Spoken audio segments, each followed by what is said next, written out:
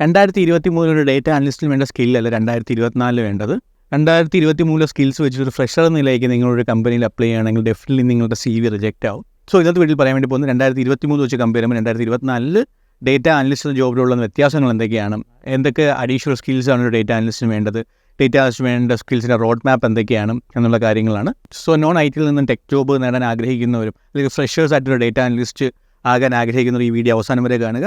ഈ ചാനലിലെ വീഡിയോ ആദ്യമായിട്ട് കാണുമ്പോൾ ഞാൻ എന്നെ ഇൻട്രൊഡ്യൂസ് ചെയ്യാം. എൻ്റെ പേര് സാഹിർ. ഈ ചാനലിൽ നമ്മൾ data analytics, data science, finance, technology, full stack development, മോൺ stack, accounting, digital marketing, software testing എന്ന വീഡിയോകളാണ് പോസ്റ്റ് ചെയ്യുന്നത്. ഈ ചാനലിൻ്റെ എയിം തന്നെ ഫ്രഷേഴ്സ് ആയിട്ടുള്ളവർക്കും കരിയർ ഗ്യാപ്പ് വന്നവർക്കും ഒരു IT കെയർ എനേബിൾ ചെയ്യുക എന്നുള്ളതാണ്. So once again I am Sahir. Welcome to the new video of digital learning. Data അനലിസ്റ്റിനെ കുറിച്ച് ഇതിനു മുമ്പ് പല വീഡിയോയിലും പറഞ്ഞിട്ടുള്ളതാണ്. എന്നിരുന്നാലും ഡേറ്റ അനലിസ്റ്റ് എന്താണെന്ന് പറഞ്ഞുകൊണ്ട് ഈ വീഡിയോ തുടങ്ങാം. ആരാണ് ഡേറ്റ അനലിസ്റ്റ്? പേര് പോലെ തന്നെ ഡേറ്റ അനലൈസ് ചെയ്യുന്നവർ. സിംപ്ലി പറഞ്ഞു കഴിഞ്ഞാൽ അവരാണ് ഡേറ്റ അനലിസ്റ്റുകൾ. അതായത് ഡേറ്റയിൽ നിന്നും അനാലിസിസ് നടത്തി അതിൽ നിന്ന് ഇൻഫർമേഷനും ഇൻസൈറ്റ്സും ഒക്കെ ഗ്യാദർ ചെയ്ത് ടോപ്പ് മാനേജ്മെൻറ്റ് അതിൻ്റെ ഇൻസൈറ്റ്സ് ഡെലിവർ ചെയ്യുന്ന ഒരു ജോബാണ് ഡേറ്റ അനലിസ്റ്റിൻ്റേത്. ഇത്തരത്തിൽ കിട്ടുന്ന ഇൻസൈറ്റ്സ് വെച്ചിട്ട് ഇൻഫോംഡ് ആയിട്ട് ഡിസിഷൻസ് എടുക്കാൻ വേണ്ടിയിട്ട് സ്റ്റേക്ക് ഹോൾഡേഴ്സിനും കമ്പനിയുടെ മാനേജ്മെൻറ്റിനെയൊക്കെ ഡേറ്റ അനലിസ്റ്റുകൾ സഹായിക്കുന്നു. അതുകൊണ്ട് തന്നെ കറണ്ട് സിനാരിയോയിൽ ഡേറ്റ അനലിസ്റ്റ് എന്ന് പറഞ്ഞാൽ ഒരു ബിസിനസ്സിനും ഒഴിച്ചുകൂടാൻ പറ്റാത്ത ഇൻഎവിറ്റബിൾ ആയിട്ടുള്ളൊരു പൊസിഷനാണ്. ഒരു ഉദാഹരണം നോക്കുകയാണെന്നുണ്ടെങ്കിൽ നമ്മുടെ ലൊക്കാലിറ്റിയിലൊക്കെ തുണിക്കടകളോ അല്ലെങ്കിൽ ഏതെങ്കിലും ടൈപ്പ് ഓഫ് റീറ്റെയിൽ ഷോപ്പുകൾ നോക്കുകയാണെങ്കിൽ ഒരു 10-15 വർഷമായിട്ട് വളരെയധികം വളർച്ചയൊന്നും ഇല്ലാതെ സ്റ്റേബിളായിട്ടിരിക്കുന്നത് കാണാൻ പറ്റും. എന്നാൽ ഇപ്പം റീസെൻ്റ്ലി വന്ന ഒരു ടെക്സ്റ്റൈൽ ചെയിൻ്റെ സ്റ്റുഡിയോ, അപ്പോൾ നിങ്ങൾ പറയുന്നത് ടാറ്റയുടെ ആണെന്ന്. പക്ഷേ ടാറ്റ തുടങ്ങിയ എല്ലാ സ്ഥലത്തും, സ്റ്റുഡിയോ തുടങ്ങിയ എല്ലാ സ്ഥലത്തും അവർക്ക് നല്ല ബിസിനസ് ഉണ്ട്. അവർക്ക് എങ്ങനെയാണ് ഇത്തരത്തിൽ ഫാസ്റ്റായിട്ട് സ്കെയിൽ ചെയ്യാനുള്ള ഒരു കോൺഫിഡൻസ് നൽകിയത്?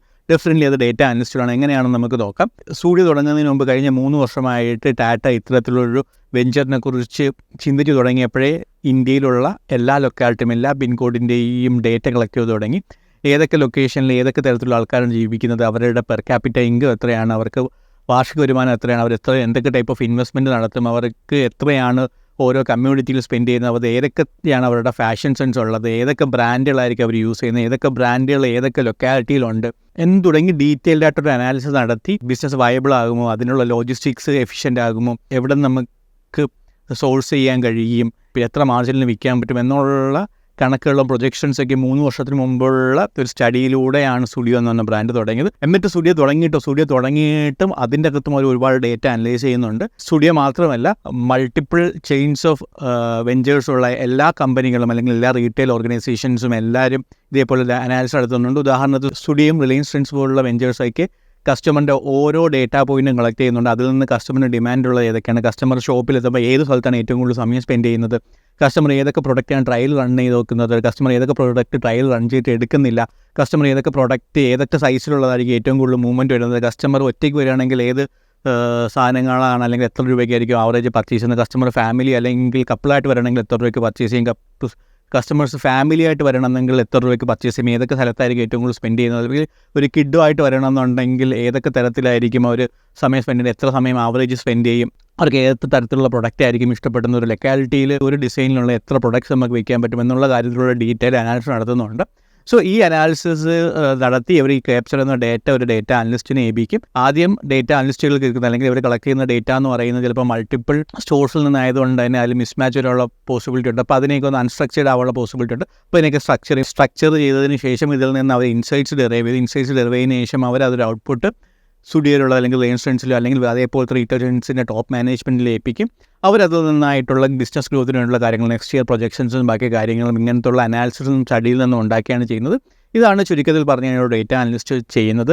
അതുകൊണ്ട് തന്നെ ബിസിനസ് സംബന്ധിച്ചിടത്തോളം ഏറ്റവും വലിയ അല്ലെങ്കിൽ ഏറ്റവും ഇമ്പോർട്ടൻ്റ് ആയിട്ടുള്ള വൈറ്റൽ ആയിട്ടുള്ള റോളാണ് ഡേറ്റ അനലിസ്റ്റുകൾ പ്ലേ ചെയ്യുന്നത്. ഇത്തരത്തിലുള്ള ഡേറ്റയും ഇൻസൈറ്റ്സും വെച്ചിട്ടൊക്കെ ബിസിനസ്സിൽ അതിവേഗം വളർത്താനും ബിസിനസ്സിൽ ഭാവിയിൽ വരാൻ പോകുന്ന റിസ്കിനെ കുറിച്ചൊക്കെ ഒരു ബിസിനസ് ഓണേഴ്സിനും ബിസിനസ്സിലെ ടോപ്പ് മാനേജറുള്ളവർക്കും അനലൈസ് ചെയ്യാനും ഐഡൻറ്റിഫൈ ചെയ്യാനും അതനുസരിച്ചുള്ള സ്റ്റെപ്സ് പ്രിക്കോഷൻസും ഒക്കെ എടുക്കാൻ സാധിക്കുന്നു. സോ ഇനി നമുക്കൊരു ഡേറ്റ അനലിസ്റ്റിൻ്റെ ജോബ് റോൾ 2024 ജോബ് റോൾ എന്താണെന്ന് നോക്കാം.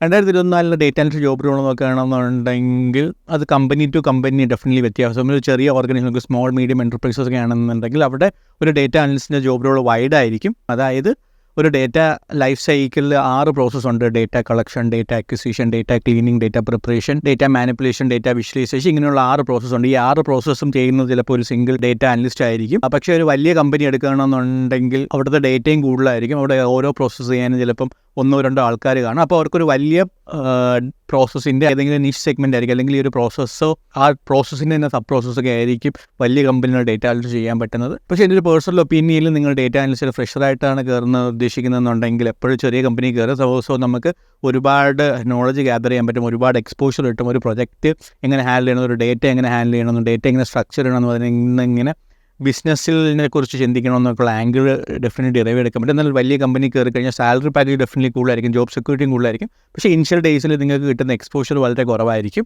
സോ ഒരു ചെറിയ കമ്പനി കയറി കഴിഞ്ഞ് കഴിഞ്ഞാൽ നിങ്ങൾക്ക് ഡീറ്റെയിൽഡ് വർക്ക് പഠിക്കാനും ആ ഒരു സ്കില്ല് വെച്ചിട്ട് വേറൊരു മൾട്ടിനാഷണൽ കമ്പനിയിൽ 2-3 വർഷം കഴിഞ്ഞിട്ട് കയറി കഴിഞ്ഞാൽ നിങ്ങൾക്ക് നല്ലൊരു കരിയർ ഗ്രോത്തും നിങ്ങൾക്ക് ഇൻഡെപ്തായിട്ട് ആ ജോബ് റോളിനെ കുറിച്ചും വർക്കിനെ കുറിച്ചൊക്കെ അറിയാനും സാധിക്കും. ഇനി നമ്മൾ സ്കിൽസിനെ കുറിച്ച് ഐഡൻറ്റിഫൈ ആണെങ്കിൽ 2023 വെച്ച് കമ്പയർ ചെയ്യുമ്പോൾ 2024 ഡേറ്റ അനലിസ്റ്റുകൾക്ക് ബിസിനസ് നോളജ് വളരെ കീ സ്കില്ലായിട്ട് വന്നിട്ടുണ്ട്. ഇതിൻ്റെ പ്രധാന കാരണം എന്ന് പറയുന്നത് AI ടൂൾസിൻ്റെ കടന്നുവരവാണ്. AI ടൂൾസിൻ്റെ കടന്നുവരവ് കാരണം ഡേറ്റ അനലിസ്റ്റ് ചെയ്യുന്ന പല പ്രോസസ്സും AI ടൂൾസ് കാരണം ഇന്ന് ഓട്ടോമേറ്റ് ചെയ്യാൻ സാധിച്ചിട്ടുണ്ട്. എന്നിരുന്നാലും പല ബിസിനസ്സിലും പല രീതിയിലായിരിക്കും ഡേറ്റ ഉള്ളത്. അപ്പോൾ ആ ബിസിനസ്സുകൾക്ക് അതിൻ്റേതായിട്ടുള്ള കസ്റ്റമൈസ്ഡ് ആയിട്ടുള്ള പേഴ്സണലൈസ്ഡ് ആയിട്ടുള്ള ഡിസിഷൻ എടുക്കേണ്ടതായിട്ടുണ്ട്. അത്തരത്തിലുള്ള ഡിസിഷൻ എടുക്കാൻ എപ്പോഴും ഒരു ഹ്യൂമൻ ടച്ചിൻ്റെ ആവശ്യമുണ്ട്. അതുകൊണ്ട് തന്നെ ഇപ്പോഴത്തെ സിറ്റുവേഷനിൽ ഡേറ്റ ആവശ്യമുള്ള ബിസിനസ് ഡൊമൈൻ നോളജാണ് കൂടുതൽ കമ്പനീസ് എക്സ്പെക്ട് ചെയ്യുന്നത്. രണ്ടാമത്തുള്ളതെന്ന് പറയുന്നത് എൻഷുർ അക്യുറേറ്റ് ഫ്ലോ ഓഫ് ഡേറ്റയാണ്. ഒരു ഡേറ്റ അനലിസ്റ്റ് നേരത്തെ സൂചിപ്പിച്ച മൾട്ടിപ്പിൾ സോഴ്സസിൽ നിന്ന് മൾട്ടിപ്പിൾ ഫോർമാറ്റിലുള്ള ഡേറ്റയൊക്കെ ആയിരിക്കും ഡീൽ ചെയ്യുന്നത്.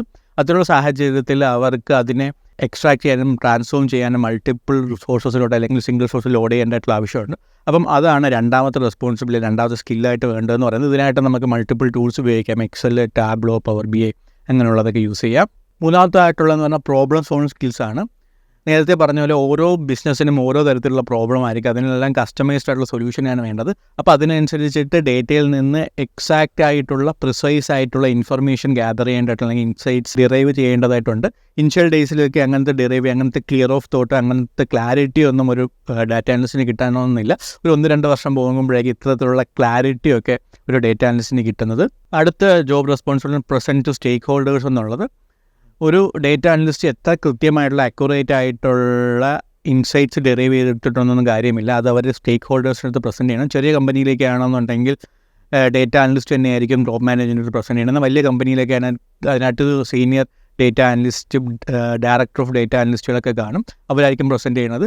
ഒരു ഡേറ്റ അനലിസ്റ്റ് എത്ര കൃത്യമായിട്ടുള്ള ഇൻസൈറ്റ് ഡെറൈവ് ചെയ്തിട്ടുണ്ടെന്നും ഒരു പ്രോബ്ലത്തിനുള്ള കൃത്യമായിട്ടുള്ള സൊല്യൂഷൻ കണ്ടുപിടിച്ചൊന്നും കാര്യമില്ല. അത് കൃത്യമായിട്ട് ടെക്നിക്കലി നോളജ് ഇല്ലാത്ത ടോപ്പ് മാനേജ്മെൻറ്റ് കൺവേ ചെയ്യാൻ പറ്റണം. സോ അതിന് വേണ്ടിയിട്ട് പല ഡേറ്റ അനലിസ്റ്റ്, ഞാൻ ഈ അടുത്തിടയ്ക്ക് ഡേറ്റ സംസാരിച്ചു, അവർ ഫോളോ ചെയ്യുന്നതെന്ന് പറഞ്ഞു കഴിഞ്ഞാൽ നമ്മൾ എത്ര കോംപ്ലിക്കേറ്റഡ് ഡേറ്റയിൽ നിന്ന് എത്ര കോംപ്ലിക്കേറ്റഡ് ഇൻസൈറ്റ്സ് ഡെറൈവ് ചെയ്തിട്ട് കാര്യമില്ല, മറിച്ച് നമ്മളതിനെ ഒരു 6 year oldന് മനസ്സിലാക്കാൻ പറ്റുന്ന തരത്തിൽ അതിനെ കൺവേ ചെയ്യുമ്പോഴാണ്, അതിൽ വിഷ്വലി റെപ്രസെൻറ്റ് ചെയ്യുമ്പോഴാണ് ഒരു ഡേറ്റ അനലിസ്റ്റിന് ജോബ് പൂർണ്ണമാവുന്നതെന്നുള്ളത്. സോ മിക്ക കമ്പനീസും ഫോളോ ചെയ്യുന്ന റൂളെന്ന് പറഞ്ഞു കഴിഞ്ഞാൽ ഒരു ഡേറ്റ കിട്ടിക്കഴിഞ്ഞാൽ 6 year oldന് മനസ്സിലാവുന്ന തരത്തിൽ നിന്ന് അതിന് ഇൻസൈറ്റ്സ് ഡെറൈവ് ചെയ്തെടുക്കാനുള്ള ടൂൾസും അനാലിസിസും വിഷ്വലൈസേഷൻ മെത്തഡോളജീസ് ഒക്കെ യൂസ് ചെയ്യുകയാണ്. ഇതാണ് ഒരു 4th സ്കില്ല് ഒരു ഡേറ്റ അനലിസ്റ്റിന് 2024 വേണ്ടത്. കാരണം ഒരു ടോപ്പ് മാനേജിനെ സംബന്ധിച്ചിടത്തോളം ബിസിനസ്സിലെ കോംപ്ലിക്കേറ്റഡ് കാര്യങ്ങളെന്ന് അവർക്കുണ്ട്. അവർക്ക് അറിയേണ്ടതെന്ന് പറഞ്ഞാൽ എത്ര സെയിലുണ്ട്, എത്ര ഗ്രോത്ത് ഉണ്ട്, എത്ര പ്രോഫിറ്റ് മാർജിൻ ഉണ്ട്, കഴിഞ്ഞ വർഷത്തെ വെച്ച് കമ്പയർ ചെയ്യുമ്പോൾ പ്രോഫിറ്റ് മാർജിൻ കൂടുതലാണോ കുറവാണോ, കഴിഞ്ഞ വർഷത്തെ വെച്ച് കമ്പയർ ചെയ്യുമ്പോൾ എക്സ്പെൻസ് കൂടുതലാണോ കുറവാണോ, കഴിഞ്ഞ വർഷത്തെ വെച്ച് കമ്പയർ ചെയ്യുമ്പോൾ അസെറ്റ്സ് കൂടിയിട്ടുണ്ടോ കുറവാണോ, അങ്ങനെയുള്ള അത് ക്വാർട്ടർലി ചിലപ്പോൾ അവർ ആവശ്യപ്പെടും, അല്ലെങ്കിൽ മന്ത്ലി ആവശ്യപ്പെടുമ്പോൾ വീക്ക്ലി ആവശ്യപ്പെടും, ചില ബൈ വീക്ക്ലി ആവശ്യപ്പെടും. അപ്പോൾ ഇത്തരത്തിലുള്ള കാര്യങ്ങളൊക്കെ വീക്ക്ലിയും മന്ത്ലിയും ക്വാർട്ടർലിയും ഇയർലിയും ഒക്കെ അവർക്ക് കാണുന്നുണ്ട്. അത് അവർക്ക് മനസ്സിലാകുന്ന ഭാഷയിൽ കൺവേ ചെയ്ത് കൊടുക്കേണ്ടതായിട്ടുണ്ട്. ഇത് നമ്മൾ നോക്കാൻ വേണ്ടി പോകുന്നത് ഡേറ്റ അനലിസ്റ്റിന് ടെക്നിക്കൽ വേണ്ട സ്കിൽസാണ്. കമ്പനി ടു കമ്പനി ഈ ടെക്നിക്കൽ സ്കിൽസും ക്യാപ്പബിലിറ്റീസും വ്യത്യാസം വരുന്നുണ്ടെങ്കിലും ഞാനിന്ന് പറയാൻ വേണ്ടി പോകുന്നത് 85% കമ്പനീസിലും നിങ്ങൾക്ക് ഫ്രഷറായിട്ടൊരു ഡേറ്റ അനലിസ്റ്റായിട്ട് കയറാൻ പറ്റുന്ന തരത്തിലുള്ള ടൂൾസിനെ കുറിച്ചുള്ള അവയർനെസ് ആണ്. ഫസ്റ്റ് വൺ എന്ന് പറയുന്നത് എക്സലാണ്. ബേസിക് ഡേറ്റ അനാലിസിസ് ആൻഡ് ക്ലീനിങ്ങിനാണ് എക്സൽ യൂസ് ചെയ്യുന്നത്. നിങ്ങൾക്ക് ചിലപ്പം എക്സൽ എന്ന് കേൾക്കുമ്പോൾ നിങ്ങൾ ചിലപ്പോൾ പുച്ഛം തോന്നുന്നു ഈ എക്സലോ എന്നുള്ള ചോദിക്കും. പക്ഷേ നിങ്ങൾ എക്സലിനെ കുറിച്ച് മനസ്സിലാക്കുന്നത് എക്സൽ വളരെ അണ്ടർ റേറ്റഡ് ആയിട്ടുള്ള ടൂളാണ്, അണ്ടർ റേറ്റഡ് സ്കിൽസാണ്. എക്സൽ പഠിച്ചിട്ട് മാത്രം 50,000 രൂപ 60,000 രൂപയ്ക്ക് മാസ ശമ്പളം വാങ്ങിച്ച് പ്ലേസ്ഡായി മൾട്ടിനാഷണൽ കമ്പനി പ്ലേസ്ഡായിട്ട് പോയുള്ള കാൻഡിഡേറ്റ്സ് എഡ്യൂറിലുണ്ട്.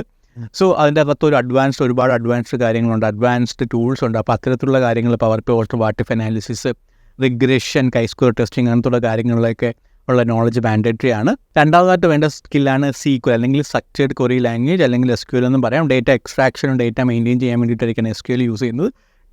SQL പഠിച്ചെടുക്കാൻ വളരെ എളുപ്പമാണ്. SQLിനകത്തൊരു ഡേറ്റ എങ്ങനെ ക്രിയേറ്റ് ചെയ്യാം, ഡേറ്റ എങ്ങനെ മാനേജ് ചെയ്യാം, മാനിപ്പുലേറ്റ് ചെയ്യാം, അപ്ഡേറ്റ് ചെയ്യാം, അതിനൊക്കെ എന്തൊക്കെ കീവേഡ്സ് യൂസ് ചെയ്യണം എന്നുള്ള കാര്യങ്ങളാണ് അറിഞ്ഞിരിക്കേണ്ടത്. മൂന്നാമതായിട്ടുള്ള ടൂളാണ് പവർ BI. ഇന്നത്തെ സാഹചര്യത്തിൽ ലോകത്തിൽ ഏറ്റവും കൂടുതൽ യൂസ് ചെയ്യുന്ന വിഷ്വലൈസേഷൻ ടൂളാണ് പവർ ബി എന്ന് പറയുന്നത്. പവർ ബി മൈക്രോസോഫ്റ്റിൻ്റെ തന്നെ ഒരു ടൂളാണ്. എക്സലിന് ഒരുപാട് ഡിസഡ്വാൻറ്റേജ് ഉണ്ട്. ആ ഡിസഡ്വാൻറ്റേജൊക്കെ മറികടന്നുകൊണ്ടാണ് പവർ ബി എന്ന ടൂളും മൈക്രോസോഫ്റ്റ് ലോഞ്ച് ചെയ്തിട്ടുള്ളത്. എക്സൽ ഏകദേശം 60ഓളം ഡേറ്റ സോഴ്സിൽ നിന്ന് ഡേറ്റ ഇൻപുട്ട് എടുക്കാനും അതിൽ നിന്ന് കോംപ്ലിക്കേറ്റഡ് ഡേറ്റയിൽ നിന്ന് പോലും സിമ്പിളായിട്ട് വിഷ്വലൈസേഷൻ ഡ്രാഗ് ആൻഡ് ഡ്രോപ്പിലൂടെ വിഷ്വലൈസേഷൻ ക്രിയേറ്റ് ചെയ്യാൻ പറ്റുന്ന സാഹചര്യമൊക്കെ പവർ ബി ഒരുക്കുന്നുണ്ട്. സോ അതിനെക്കുറിച്ചുള്ള നോളജ് നിങ്ങൾക്ക് ഉണ്ടായിരിക്കണം. നാലാമതായിട്ട് ഉള്ളത് ഒരു വിഷ്വലൈസേഷൻ ടൂളാണ് ടാബ്ലോ എന്ന് പറയും. ടാബ്ലോ ഒരു US ബേസ്ഡ് സാപ്പ് എന്ന് പറഞ്ഞ കമ്പനി അക്വയർ ചെയ്തതാണ് ടാബ്ലോ ഒരു വിഷ്വലൈസേഷൻ ടൂളാണ്. പവർ ബി വെച്ച് കമ്പയർ ചെയ്യും കുറച്ചും കൂടെ കോംപ്ലിക്കേറ്റഡ് ആയിട്ടുള്ള ഡേറ്റയൊക്കെ ഡീൽ ചെയ്യാൻ പറ്റുന്ന കുറച്ചും കൂടെ അഡ്വാൻസ്ഡ് ആയിട്ടുള്ള വിഷ്വലൈസേഷൻസ് ഒക്കെ ഉള്ളതും ഡേറ്റ സോഴ്സസ് 140 ഡേറ്റ സോഴ്സൊക്കെ ടാബ്ലോയിൽ സപ്പോർട്ട് ചെയ്യും. ഇത്രയാണ് നിങ്ങൾക്ക് ഒരു ഡേറ്റ അനലിസ്റ്റ് 2024 വേണ്ടിയിട്ടുള്ള സ്കിൽസ് എന്ന് പറയുന്നത്. സോ ഇതുവരെ നിങ്ങൾക്ക് ഈ വീഡിയോയിൽ എന്തെങ്കിലും വാല്യൂ കിട്ടുന്നുണ്ടെങ്കിൽ ഈ വീഡിയോ ദയവായി ലൈക്ക് ചെയ്യുക, നിങ്ങൾ ഫ്രണ്ട്സായിട്ട് ഷെയർ ചെയ്യുക. ഇതുപോലത്തെ ഇൻഫർമേറ്റീവ് വീഡിയോയ്ക്ക് ഈ ചാനൽ ദയവായി സബ്സ്ക്രൈബ് ചെയ്യുക. സോ ഇനി പറയാൻ വേണ്ടി പോകുന്നതെന്ന് പറയുന്ന ഡേറ്റ അനലിസ്റ്റുകളുടെ കരിയർ ഗ്രോത്തിനെ കുറിച്ചായിരുന്നു. ആദ്യമായിട്ട് കയറുമ്പോൾ നമ്മുടെ പൊസിഷൻ ജൂനിയർ ഡേറ്റ അനലിസ്റ്റാണ്. ജൂനിയർ ഡേറ്റ അനലിസ്റ്റ് നമുക്ക് എക്സ്പെക്ട് ചെയ്യാൻ പറ്റുന്ന സാലറി 2 to 3.5 ലാക്കാണ്. അതിനുശേഷം നമ്മൾ ഡേറ്റ അനലിസ്റ്റ് എന്ന പൊസിഷനിലോട്ട് കയറും. ഒരു ഡേറ്റ അനലിസ്റ്റിന് നമുക്ക് ഒരു 4 to 8 ലാക്കാണ് നമുക്ക് സാലറി എക്സ്പെക്ട് ചെയ്യാൻ പറ്റുന്നത്. അതിനുശേഷം നമ്മൾ സീനിയർ ഡേറ്റ അനലിസ്റ്റ് ആവും. സീനിയർ ഡേറ്റ അനലിസ്റ്റിന് നമുക്ക് ഒരു 8 to 14 ലാക്സ് നമുക്ക് സാലറി എക്സ്പെക്ട് ചെയ്യാൻ പറ്റുന്നതാണ്. പിന്നെ അത് കഴിഞ്ഞൊരു പ്രിൻസിപ്പൽ ഡേറ്റ അനലിസ്റ്റ് ഒരു 12-15 വർഷമൊക്കെ എക്സ്പീരിയൻസ് നമ്മൾ പ്രിൻസിപ്പൽ ഡേറ്റ അനലിസ്റ്റ് മിനിമം ആകാൻ പറ്റുന്നത്. അപ്പം ഒരു 22 lakh to 37 lakh ആയിരിക്കും ആ സമയത്ത് ഒരു ഡേറ്റ അനലിസ്റ്റിന് കിട്ടുന്ന സാലറി എന്ന് പറയുന്നത്. ഏറ്റവും അവസാനം ഡയറക്ടർ ഓഫ് ഡേറ്റ എന്ന് പറയുന്ന പൊസിഷൻ ആയിരിക്കും. ഡയറക്ടർ ഓഫ് ഡേറ്റ ആയി കഴിഞ്ഞ് കഴിഞ്ഞാൽ 50 lakhs ആൻഡ് എബോവ് ആണ് സാലറി. ഇതാണ് ഒരു കരിയർ ജേണി എന്ന് പറയുന്നത് ഡേറ്റ അനലിസ്റ്റിൻ്റെത്. സോ ഈ വീഡിയോ വളരെ ഇൻഫർമേറ്റീവ് ആണെന്ന് വിശ്വസിക്കുന്നു. ഈ ചാനൽ ദയവായി സബ്സ്ക്രൈബ് ചെയ്യുക. Thank you.